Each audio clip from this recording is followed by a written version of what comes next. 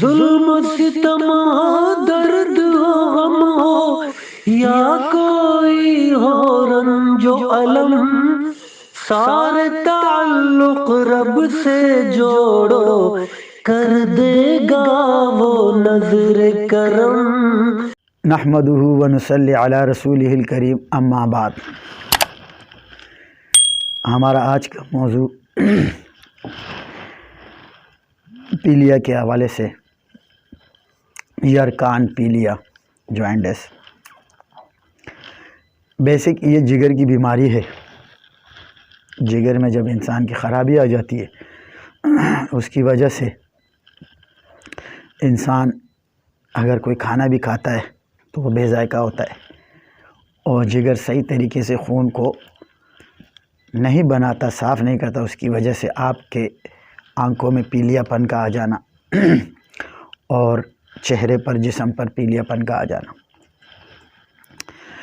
اس کے طبی بھی علاج ہوتے ہیں، حکیمی علاج لوگ کرتے ہیں، اور اسی کے لوگ روحانی علاج بھی کرتے ہیں۔ چونکہ ہمارا تعلق روحانی علاج سے ہے، ہم اس بیماری کا روحانی علاج آج انشاءاللہ سامعین کو بتائیں گے۔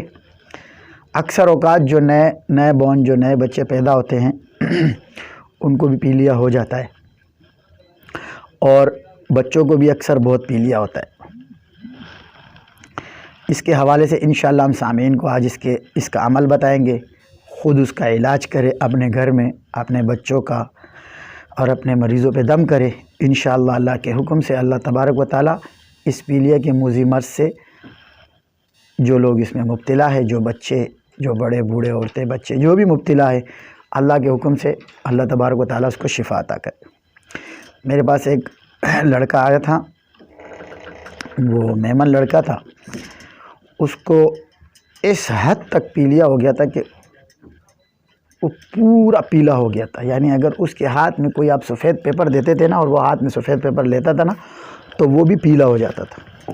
یعنی اس اسٹریم تک اس کا پیلیا چلا گیا تھا، اور آغا خان سے بھی اس کا علاج ہوا، لیکن ان کی سمجھ میں نہیں آ رہا تھا کہ بھائی یہ کیا وجہ ہے کہ اتنا پیلیا، اور وہ اپنا ٹریٹمنٹ وغیرہ سب کر رہے تھے، مگر اس کو پیلیا ختم نہیں ہو رہا تھا۔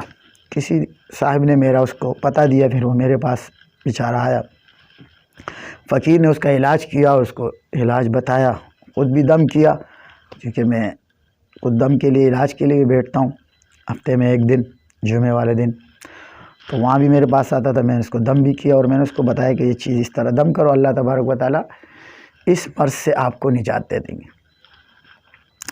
تو میں خود بھی جب میں نے اس بندے کو دیکھا تھا بہت زیادہ حیران ہوا کہ اس حد تک بھی پیلیا جا سکتا ہے، چونکہ میں نے پہلا ایک سا بندہ دیکھا، پیلیا کا علاج وغیرہ بہت کیے، دم بہت کیے، بچوں کو بہت کیے، لیکن وہ ایک واحد بندہ تھا جس کا پیلیا انتہائی اسٹریم پر تھا۔ یعنی اس کے ہاتھ میں اگر کوئی کاغذ بھی سفید آپ دے دیتے تھے نا، یا کوئی کپڑا دے دیتے تھے نا، وہ پیلا ہو جاتا تھا جب ہاتھ اس سے صاف کرتا تھا، اس حد تک چلا گیا تھا۔ تو اللہ تبارک و تعالیٰ نے اس اسٹریم تک، حد تک جانے پر بھی اللہ نے اس کو شفا دی، کیونکہ اس کا یقین اصل چیز ہے۔ وہی بات ہم اللہ تبارک و تعالیٰ پر جیسا یقین رکھیں گے، اللہ تبارک و تعالیٰ ہمارے ساتھ ایسا ہی معاملہ رکھیں گے۔ سب سے پہلی چیز اللہ تبارک و تعالیٰ کی ذات پر یقین رکھنا۔ پیلیا جوائنٹس، یرکان، سب ایک ہی بیماری ہے، ان سب کے 3 نام ہیں، مختلف اور نام بھی ہوں گے، لیکن جو ہمارے سامنے معاملات آتے ہیں اس میں یہی اکثر اوقات اسی چیز کو کہا جاتا ہے۔ سب سے پہلی چیز، جس شخص کو یا کس بچے کو یا جو بھی اس میں مبتلا ہے، اس کو پرہیز ضرور کرانا ہے۔ وہ چیزیں جو جگر کو متاثر کرتی ہے، جگر کے اندر گرمی، ہیٹ کو بڑھاتی ہے، ان غذاؤں کو فوراً بند کروانا ہے۔ اور گنے کا رس اس کے اندر بہترین تریاق ہے۔ اگر گنے کا رس وہ والا جس میں برف اور نیمبو نہ ہو اور ٹھنڈا نہ ہو، تازہ گنے کو صاف کر کے، اور گنے کا رس اگر روز نکالا جائے اور تازہ گنے کا رس پلایا جائے، تو اس سے جگر کی اصلاح، یعنی جگر کے اندر اس مرض کی کمی آتی ہے۔ اور اس کے علاوہ دوائیاں بھی، ظاہر ہے حکیم لوگ اس کی جڑی بوٹیاں، دوائیاں وغیرہ بھی دیتے ہیں، مگر ہمارے ہاں جو ہم روحانی علاج اور روحانی معالج جو ہم ہوتے ہیں، اس کا جو ہم لوگ علاج کرتے ہیں، اس کے کئی طریقے ہیں۔ بہت سے طریقوں سے ہم کرتے ہیں. آج اگر جو ہم اپنے سامعین کو جو طریقہ بتائیں گے وہ طریقہ بہت آسان ہے. جس شخص کو، جس مریض کو بیماری ہو، پیلیا کا مرض لگ گیا ہو، اب گھر میں کوئی بھی بندہ ہو، اگر والد ہے، والدہ ہے، بہن ہے، بھائی ہے، جو بھی ہے، اس کو اس کا پیلیا اتارنے کا طریقہ ہم بتاتے ہیں. صرف اس مریض کے لیے کرے، باقی اجازت وغیرہ ہم آگے کسی کو اس لیے نہیں دے پاتے کہ جو مریض ہے اس مریض کو اجازت دیتے، وہ مریض اپنے لیے کسی سے بھی یہ کروا سکتا ہے. طریقہ کار آسان ہے. آپ نے ایک کٹورا لینا ہے، سلور کا لے لے، مٹی کا لے لے، یا جو بھی آپ کو میسر ہو، اسٹیل کا. بہتر مٹی کا کٹورا ہے، نیا کٹورا لے لے.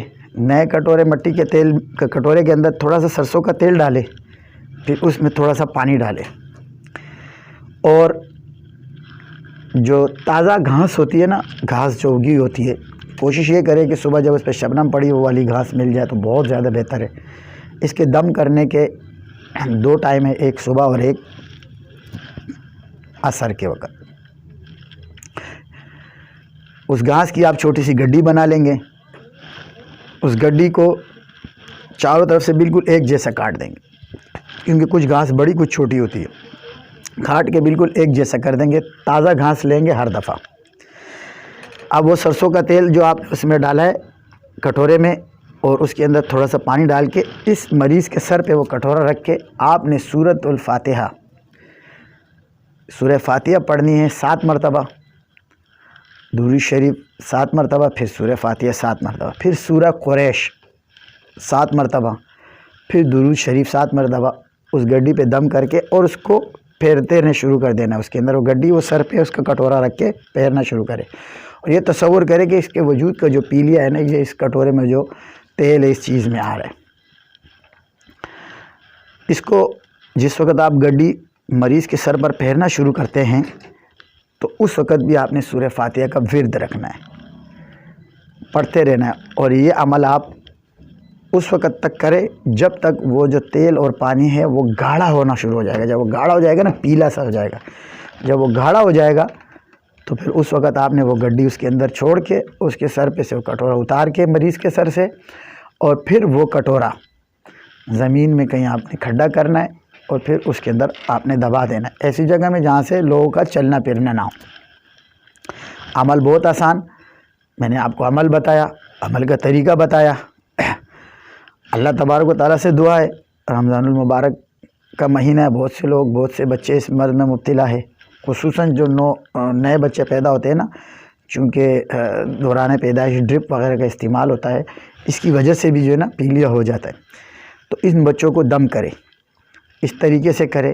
جب بہت ہی زیادہ گاڑھا اور بہت ہی زیادہ جو ہے نا گہرا پیلیا ہے تو اس عمل کو انشاءاللہ آپ کریں.